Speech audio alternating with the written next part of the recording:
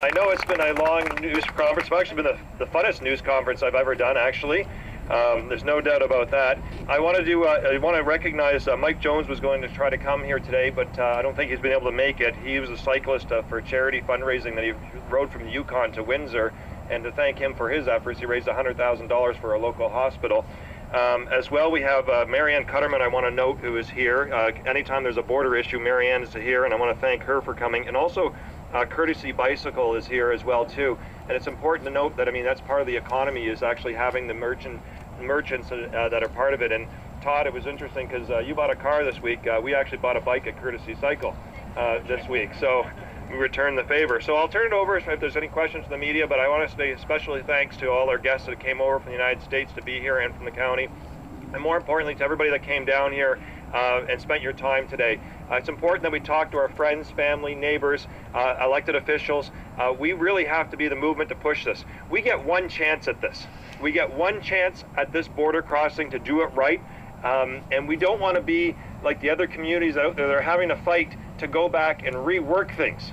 You know, the design stage is out there, and the DRIC proposal right now has a 5-foot sidewalk that goes to nowhere, despite the fact we have hundreds of kilometers of bike lane there within our grass to close together.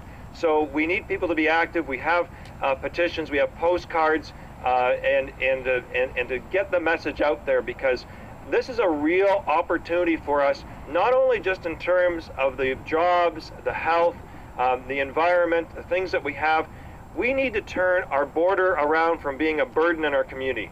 For far too long, we've had to fight negativity, propaganda, and other issues about one of the best features that we have. We connect to another downtown in North America that has a terrific history, has a terrific future. And we don't have that comfortable relationship with crossing over there that we should have. That needs to be reversed.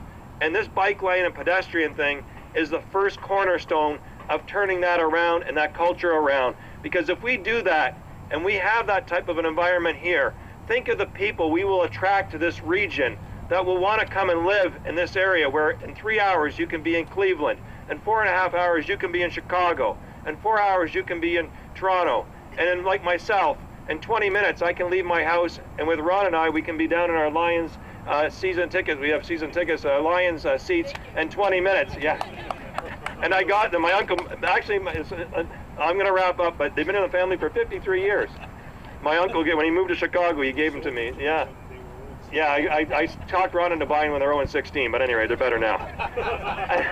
So I'll stop it there, but I think it's important, because if we don't drive that message forward, nobody else will.